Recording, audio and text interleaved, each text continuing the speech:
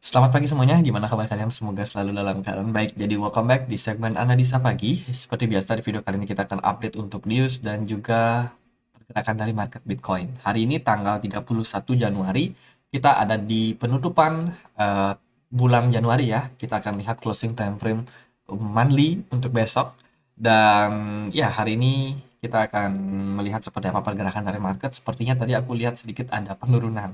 Oke, hari ini akan ada event soal China, indeks manajer pembelian PMI China ya, dan juga ada kepercayaan konsumen untuk Amerika Serikat di penutupan bulan Januari ini. Ini cukup penting, teman-teman. Kemudian besok kita akan ada beberapa data dari China juga. Ini masih dari indeks pembelian, terus juga indeks manajer pembelian di Inggris. Kemudian ada CPI untuk zona Eropa yang masih cukup tinggi ya. Terus juga akan ada indeks manajer pembelian PMI untuk Amerika Serikat. Jadi besok kemungkinan market akan lebih volatile lagi. Dan setelah itu di hari Kamis kita bakalan dapat data untuk FOMC. The Fed naikin suku bunga berapa persen. Jadi dalam 2 hari ke depan ini market kecenderungannya mungkin akan cukup volatile. So teman-teman hati-hati dalam 2 minggu terakhir, bukan 2 hari terakhir ini. Oke, kita akan langsung masuk ke pembahasan dari news yang lain. Itu ada New York Financial Regulator investigate Gemini over FDIC claim, teman-teman. Saat ini Gemini lagi apa ya, terlibat kasus sama Genesis dan kawan-kawannya itu. Gemini sendiri itu dikabarkan investor Gemini itu meminjamkan sejumlah uang kepada Genesis, dan saat ini mereka lagi coba diinvestigasi, teman-teman. Apakah Gemini ini jujur atau gimana? Jadi ya, terkait dengan kasus tersebut tentunya ini masih membutuhkan beberapa waktu untuk market bisa sedikit lebih baik, terutama kepercayaan para investor retail untuk saat ini ya. Jadi kasus ini masih tetap bergulir. So far kita belum menemukan sebuah keputusan yang cukup apa ya, memberikan kita kejelasan lah tentang kondisi saat ini. Jadi kasusnya masih tetap berlangsung, ya biarkan aja para institusi yang punya kepentingan. Terus Bitcoin ditargetkan untuk ke 25.000 institutional demand increase. Ini dikabarkan bahwa meningkatnya posisi daripada institusi sekarang ya, terutama dalam posisinya di Bitcoin. Jadi ada target, teman-teman. Tapi ternyata kondisi dari market masih cenderung mengalami eh, ketakutan ya untuk saat ini. Terus dari berita yang lain, Bitcoin naik, Bitcoin mining stop, could remain vulnerable throughout. Jadi saat ini kondisinya masih turun untuk Bitcoin ya. Kita masih dalam tren penurunan, hanya saja kita udah berangsur-angsur mulai dalam fase pemulihan. Nah, kemarin miners itu kan banyak yang mengalami tren kerugian, teman-teman. Bitcoin miners di bulan Januari ini dikabarkan revenue mereka, pendapatan mereka naik sampai 50% di kisaran 23 juta US dollar per bulannya. Jadi ini adalah kesempatan yang baik untuk mereka nutup kerugian-kerugian mereka di bulan lalu, di bulan Desember dan juga di November. Nah, saat ini kondisi para miners ya lebih baik karena Bitcoin sudah di bawah harganya naik ya. Sebelumnya hash rate mereka sangat-sangat rendah, bahkan para miners itu banyak yang sudah mengklaim kebangkrutan. Salah satunya kita tahu Core Scientific sudah melakukan klaim kebangkrutan mereka, dan ya ini bisa menjadi satu indikasi yang buruk sebenarnya. Kemarin di bulan lalu itu aku kira bakal menjadi crash yang sangat besar. Ternyata market maker punya rencana lain. Mereka yang melihat para miners ini mengalami masalah, ya berbaik hati menaikkan Bitcoin. Harganya naik, terus miners masih bisa tetap bertahan, sustain lah sampai sekarang. Which is itu sebenarnya sesuatu yang di luar prediksi ya. Tapi ya itulah market, teman-teman. Para miners dibutuhkan untuk memvalidasi transaksi. Bila semua miners akhirnya mengundurkan diri karena memang market terus turun, lalu siapa yang bakalan beli Bitcoin? Sementara para whales udah cicil Bitcoin sebelumnya ketika harganya di 16.000. Jadi ya, whales memberikan kenaikan harga ini tentunya untuk membiarkan supaya para miners tetap bertahan. Itu asumsi saya. Dari berita yang lain ada Montenegro, ini negara ya. Saat ini bank sentralnya sudah menetapkan Ripple sebagai digital currency pilot project. Ya, jadi Ripple ini bekerja sama Montenegro untuk mengembangkan blockchain mereka di negara tersebut. Apakah ini ada pengaruh sama CBDC mereka ya? Jadi ya itulah. Terus dari berita yang lain ada price Bitcoin Paris Weekend Gains. Ini ada gap katanya di bawah 20.000. Ya, jadi ada gap dan gapnya itu ada di antara 19.900 sampai dengan 20.500. Jadi ada gap di sana. Kemungkinan gap ini ya bisa jadi ketutup, bisa jadi enggak ya. Jadi kalau kita trading di exchange yang kecil ya biasanya memang ada gap yang berpotensi lah. Lalu dari beberapa analisa yang menunjukkan posisi divergence, bla bla bla, kita sudah pernah bahas juga ya di video kemarin pun kita bahas. Terus ada Bank Indonesia yang isunya bakalan mengirimkan atau mempublikasikan digital rupiah proof of concept mereka di bulan Juli. Ini kelanjutan dari BI yang udah mulai masuk ke ranah blockchain. Jadi mereka menerbitkan rupiah dengan basis blockchain. Jadi adopsi blockchain akan semakin masif nanti di tahun-tahun ke depan. Welcome, ya selamat datang di dunia yang baru, selamat datang di peradaban yang baru guys. Oke, kita akan langsung masuk ke pembahasan Bitcoin seperti apa. So far kemarin kita dapat closing time frame weekly sangat baik ya. Bitcoin ngetest level EMA 200 exponential moving average 200 which is itu di harga 23.700 dan kemarin sudah berhasil di hit, hanya saja belum di breakout. Sebenarnya masih ada peluang untuk EMA 200 ini di break sesuai dengan ya prediksi Bitcoin masih punya resistance yang cukup kuat di 27.000. Hanya saja tampaknya di perdagangan kemarin kita udah mendapatkan rejection lah. Lumayan ya.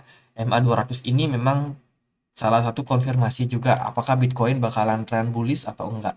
So far belum di break. Artinya kita masih butuh melihat beberapa data sampai nanti akhirnya kita mendapatkan keputusan bahwa Bitcoin udah masuk dalam trend bullish. Kalau saya melihat posisi saat ini, rejection yang terjadi ini cukup penting untuk kita perhatikan. Mengapa demikian?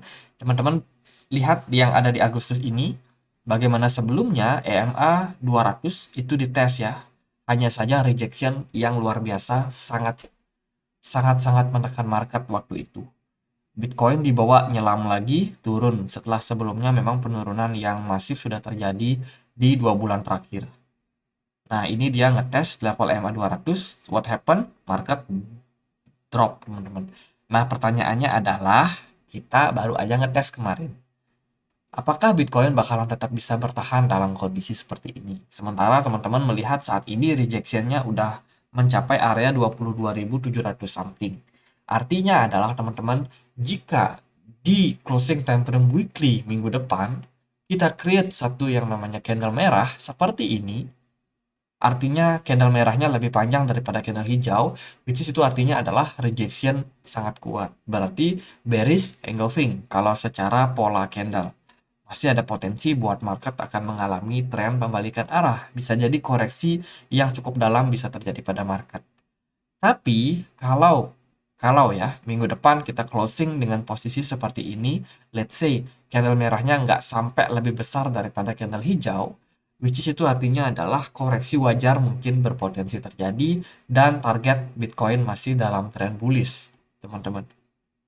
Jadi bisa aja cuma mengalami koreksi wajar dan kemudian retrace atau mengalami koreksi dan masih akan dicoba buat naik lagi. Jadi itu beberapa indikasi yang kita bisa lihat. Ya. Sementara itu kita kan mau closing time frame monthly. Di hari ini kelihatan untuk closing time frame monthly bakalan positif. Bitcoin menunjukkan tanda-tanda bullish, teman-teman. Tapi kita belum penutupan ya. Besok penutupannya di jam 7 WIB, 7 pagi WIB. So akan sangat penting juga untuk kita lihat di mana kira-kira Bitcoin bisa bertahan, teman-teman. Kalau yang terjadi di posisi saat ini di 22.700, which is positif aja buat Bitcoin. Jadi ya mungkin masih bakalan ada koreksi, cuman indikasinya udah mulai semakin kuat untuk bullish. Oke, terus di time frame daily hari ini rejection terjadi pada Bitcoin. Aku juga udah wanti-wanti kemarin ya. Hati-hati ada divergence di time frame 4 jam. Jadi kalau dari time frame satu hari seperti apa? Dari time frame satu hari which is sama, tapi divergence-nya kelihatan di volume. Volumenya menunjukkan tren penurunan, teman-teman. Ini jelas penurunan ya, berkesinambungan dan juga dengan pergerakan harga yang cenderung naik. Artinya adalah bearish divergence sudah tercipta. Terus dari indikator Loken menunjukkan bahwa udah mulai ada satu penurunan dari smart money. Smart money turun, divergence terjadi. Sekarang kalau kita closing di bawah dari area 22.900, which is itu artinya bearish engulfing untuk candle time frame daily. Artinya masih ada potensi buat Bitcoin mengalami tren penurunan. Nah, kenapa Bitcoin bisa turun? Menurut aku pribadi itu karena asumsi daripada market saat ini sudah cukup clear. Ya, kalau kita lihat daripada informasi perangkat monitor suku bunga The Fed, ini hampir pasti The Fed bakalan naikin sekitar 25 basis point. Jadi, bagi para pelaku pasar saat ini, nggak ada yang perlu mereka tunggu lagi, teman-teman. Mereka mau buang barang ya buang aja sekarang, karena datanya udah clear. Udah hampir pasti ya. Sudah hampir pasti 99,6% responden itu mengatakan bahwa The Fed bakal naikin suku bunga 25 basis point. Ini sesuai forecast-nya. Sementara hanya 0,4% yang masih yakin bahwa Bitcoin nggak bahwa suku bunga The Fed itu bisa naik sekitar 50 basis point. Artinya adalah mayoritas sekarang percaya bahwa soft landing ini bakalan segera terjadi, di mana sebelumnya The Fed agresif menaikkan 50 basis point, sekarang udah berangsur turun ke 25 basis point. Oke, dari data ini kita menunjukkan bahwa market udah pada tahu keputusan dari The Fed. Hanya saja pertanyaannya kita belum mendengar pidato dari Jerome Powell di hari Kamis nanti. Jadi ini adalah respon market taking profit. Toh juga udah ketahuan The Fed bakal naikin segitu. Jadi itu asumsinya. Oke, kalau kita lihat dari time frame 4 jam, rejection jelas terlihat. Ya, kita juga udah bahas ya teman-teman untuk RSI-nya. Kalau kita lihat dari posisi RSI, dalam beberapa analisa kemarin juga kita udah sharing bahwa ada bearish divergence. Ini dalam jangka waktu beberapa waktu bakalan terjadi. Cuman aku juga nggak bisa make sure kapan terjadi. Ternyata kemarin ya market pada taking profit.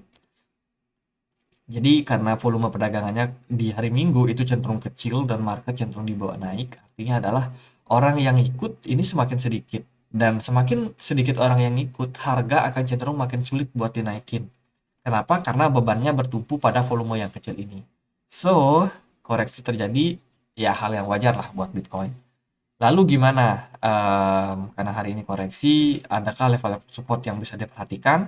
So far level supportnya di kisaran 23.400 itu sudah di breakout.